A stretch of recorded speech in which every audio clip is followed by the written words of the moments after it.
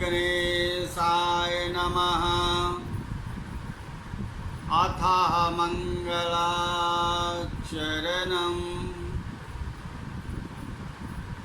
नामं रमानाथं भवानी सहितो भवम्। सरस्वती गणाधीशं मातरं पितरं गुरु।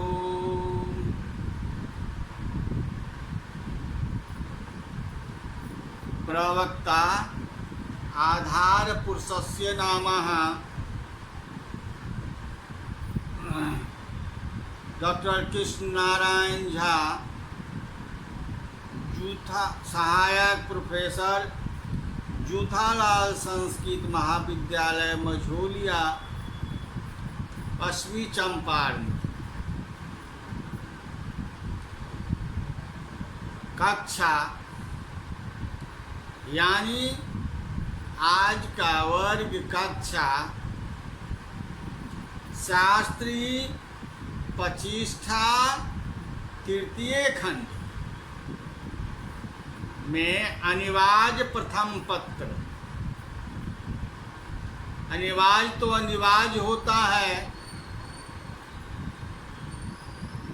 अनिवार्य प्रथम पत्र। इसमें निर्धारित पुस्तक का नाम है संस्कृत वाङ्मय का इतिहास। संस्कृत वाङ्मय का इतिहास जो विश्वविद्यालय द्वारा 100 अंक की निर्धारित की गई है।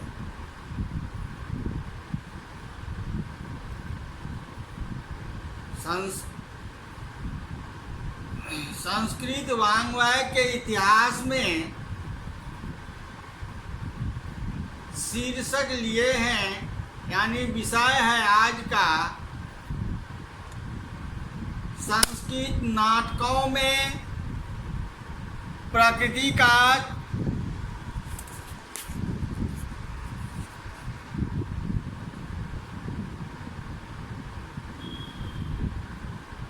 संस्कृत नाटकों में प्रकृति का चरित्र।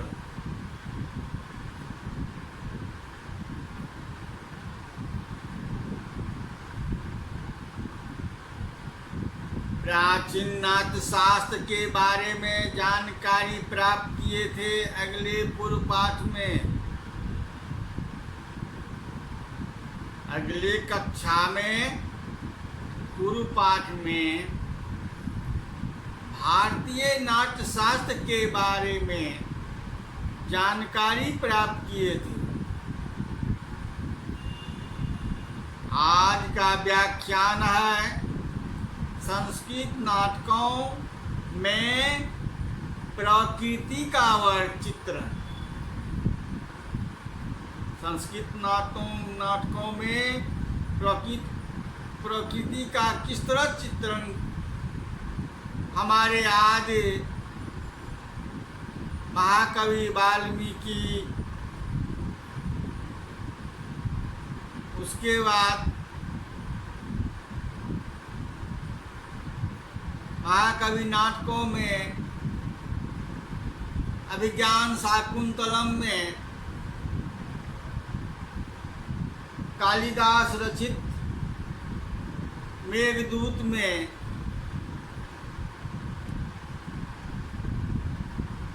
उत्तर रामचरित भभूति का रचना में इस तरह के जो नाटक हैं उसमें प्रकृति का क्या चित्रण किया है। विभिन्न कवियों द्वारा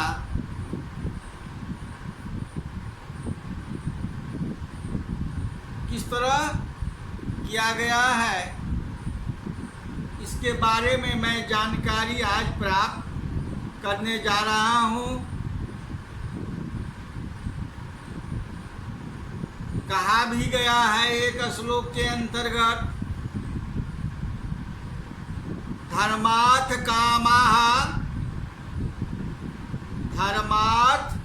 कामः सामवेयं संख्या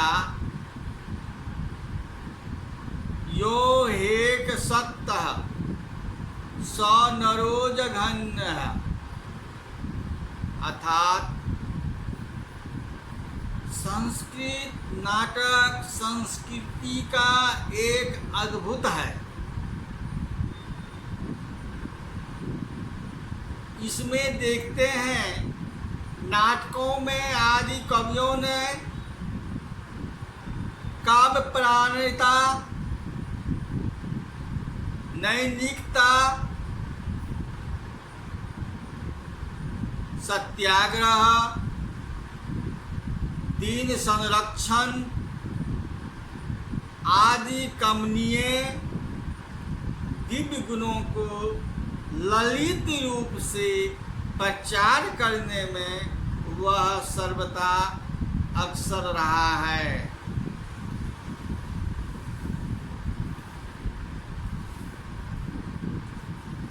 संस्कृत के कवि सौंदर्य तथा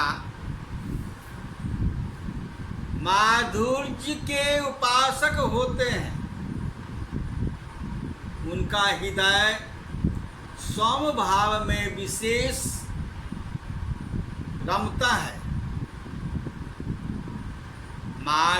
माधुर्य के उत्पादक दृश्यों के ऊपर दृष्टि विशेष रीझती है। वे मानव हृदय के भावों को समझने तथा विश्लेषण में जितने कृत कार्य उतने ही थे बाह्य प्रकृति के रहस्यों के परखने तथा उद्घाटन में समर्थ है। कहा भी गया है, कवि कैसे होते हैं, उनके हृदयों के भावों को चरण गहत चिंता करत, चरण करत चिंता गहत, कवि व्यभिचारी चोर सुमरन को खोजत फिरे। कवि व्यभिचारी चोर।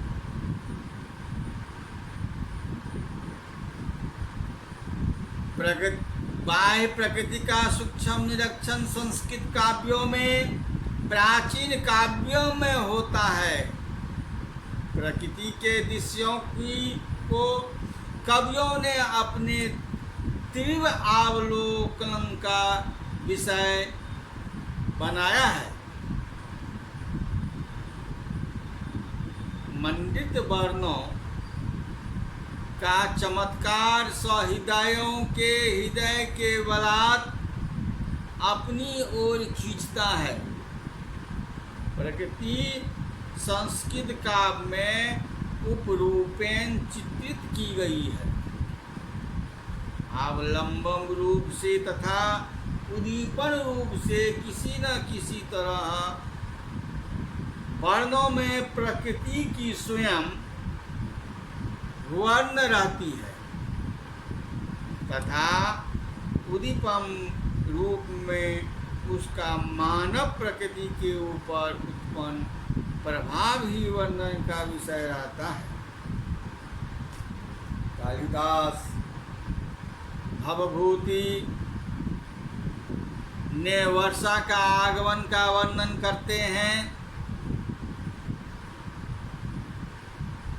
आषाढ़स्य अर्थात आषाढ़ मास के प्रथम दिवसे मेघम श्लिष्टसान। यह श्लोक कालिदास रचित मेघदूत का है। ये आषाढ़ मास के प्रथम दिन से ही मेघ माशिष्ट सानुम, मेघ का प्रकृति का चित्रण के वर्णन किए हैं और उत्तर रामचरित में के नाटकों में हम देखते हैं कि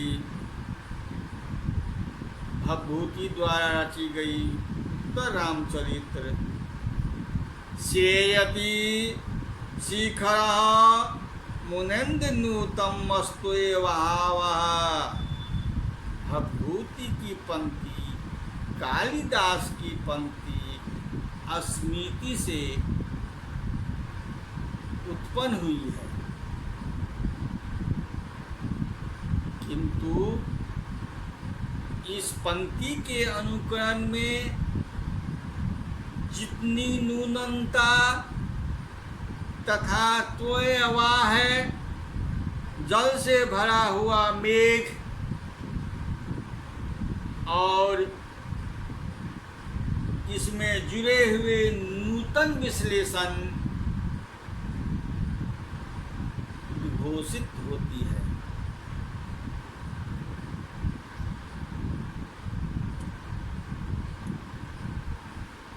जल के संभृत मेघ मानो भराक्रांत था, इसलिए वह निश्चय विश्राम होता है। वह ताज पर तोयवा है और सेती शब्दों के मेल से ध्वनि से निकलता है। ऊपर के दिशान की चित्रों की रेखा बादलों के अनुरूप सरल और स्वच्छ। किसके समान?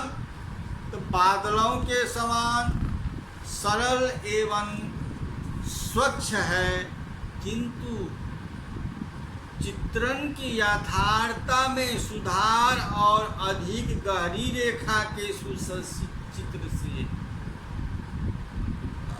आदि देखना हो और उसे भी एक पंक्ति में, तो कालिदास की इस पंक्ति याद करिए रघुवंश की।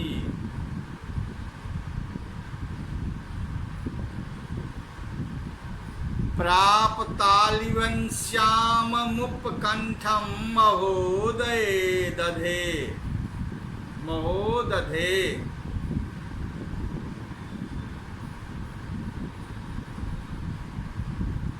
यदि इससे अधिक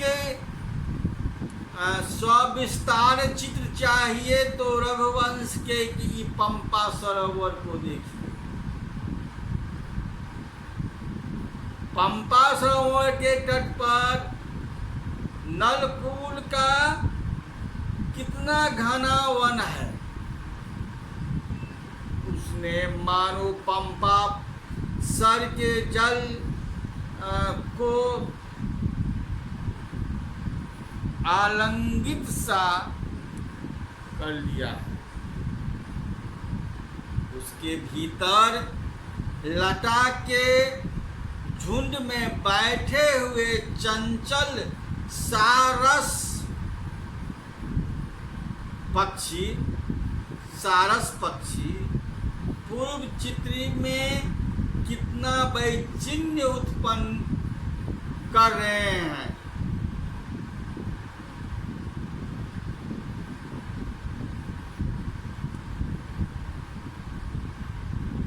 और हम कालिदास रचित कुमार संभवम में श्लोक के द्वारा हम चित्रित करते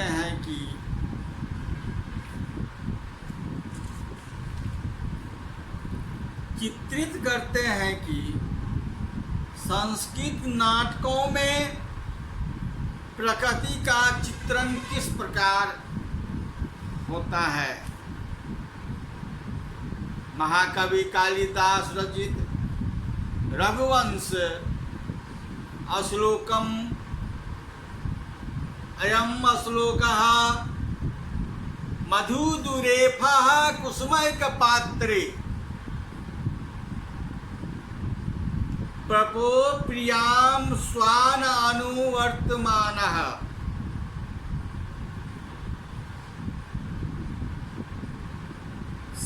शीघ्रेण च स्पर्श निमित्ताक्षी मृगी कंडुल्योत कृष्ण सार मधुदुरेफा कुसुमैक पात्रे प्रकोपियाम स्वान अनुवर्तमानः शीर्षेण च स्पर्श निमित्ताक्षिं मृगं कंडुल्यत कृष्ण सारः। यह कामदेव जब चलते हैं महादेव शिव की तपस्या भंग करने के लिए, उस समय की प्रकृति चित्रण किस प्रकार होता है, यहाँ पर ये वर्णन है। जब कामदेव चलते हैं महादेव को रिझाने के लिए, तपस्या भंग करने के लिए, तो उस समय की जो प्रकृति का चित्रण है किस वातावरण में है,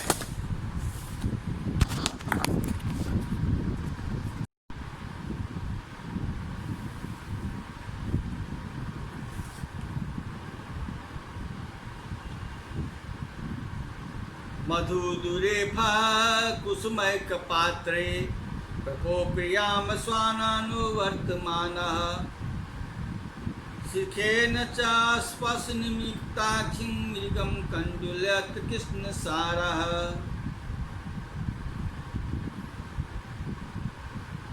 उस समय की जो वातावरण है, चित्रण है, इस श्लोक के माध्यम से कामदेव जब चलते हैं तो प्रकृति में एक काम वासना उत्पन्न हो जाती है। मनुष्यों का क्या बात, स्थान और समय पर पशु पक्षी भी मनुष्य को कहना ही क्या विचित्र भाव उत्पन्न करती रहती है। अन्य प्रकृति से घनिष्ठ संबंध होने के कारण उसके हृदय में प्रकृति ऐसा ही भाव उत्पन्न करती है। यह कालिदास की दिव्य भावना है। मधुदुरेफा, मधु के पात्रों में, मधु कुसुमय के पात्रे अर्थात फूल के पात्र में अपने प्रिया के लिए भंवरा सुसज्जित करके शिखेन च स्पर्श निमित्ताक्षी, और हिरण जो है अपने सींग से प्रिया को खुजलाने लगे। तो अंग्रेज कवि ने भी इस रीति से, अंग्रेज कवि ने भी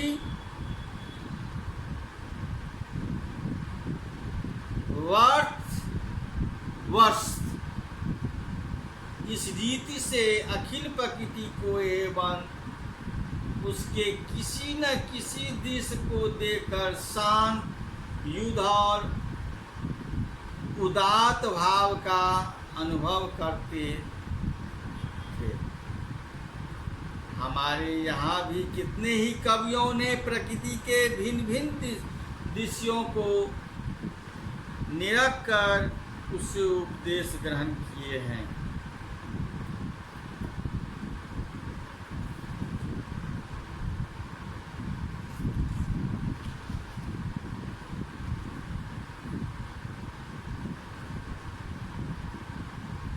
दीवान के झरोखों से बाहर लटकी हुई तेरी सोने की करधनी के घुंघरुओं का शब्द सुनकर गोदावरी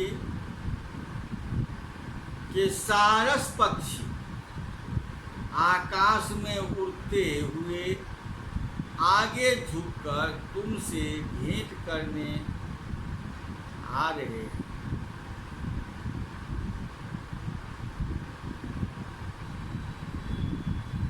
यह उक्ति सीता के प्रति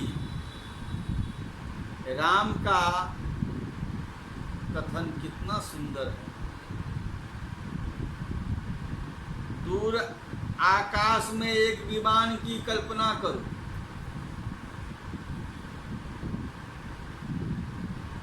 दूर आकाश में एक विमान की कल्पना करो और उसमें सुवर्ण के अर्थात सोना के घुंघरू लगाओ। किंतु यह बतलाओ कि उस चित्र से घुंघरुओं का शब्द आप कैसे सुन सकते हैं। यह तो काव्य की ही विशेषता है कि उसमें चित्र और संगीत दोनों का ही सम्मिश्रण हो जाता है। पास बहने वाली गोदावरी नदी के तट पर उसके जल पथ पर आकाश में उड़ती हुई श्वेत सारसों की पवित्र को देखिए। इन सारसों में उड़ते देखने में ही खूब है। अतएव उस खूबी के प्रत्यक्ष करने के लिए स्थिर चित्र नहीं चलचित्र की कल्पना की।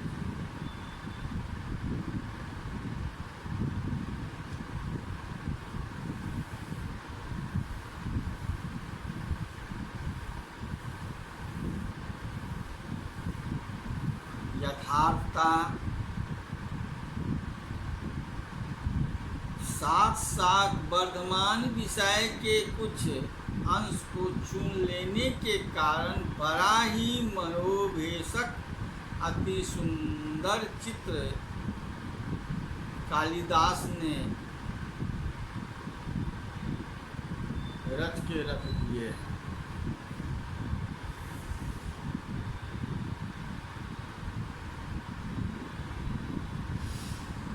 प्रकृति के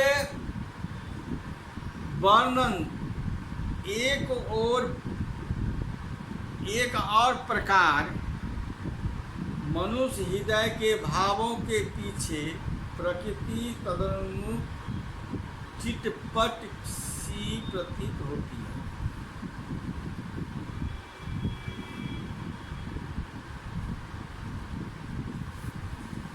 और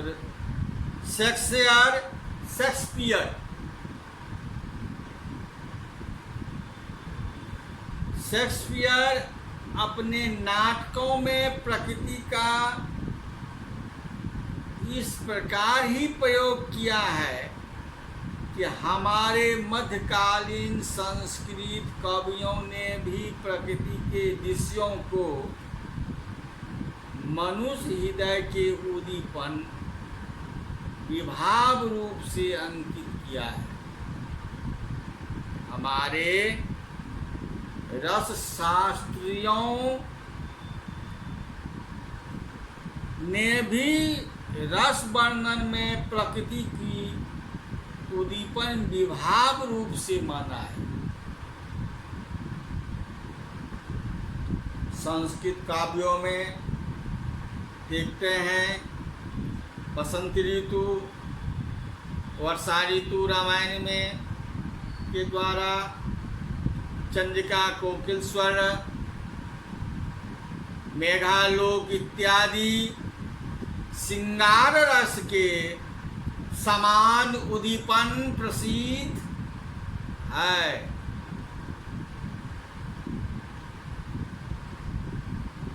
इनके अतिरिक्त भी चैत मास की रात्रियां विकसित मालती पुष्पों से सुरभित कदम वन की वायु, नर्मदा के तट और वहाँ के चेतक वृक्ष के कुछ इत्यादि विशेष उद्दीपन भी हमारे वर्णित किए हैं। उपयोग प्रकार से प्रकृति उद्दीपन विभाव बन जाती है।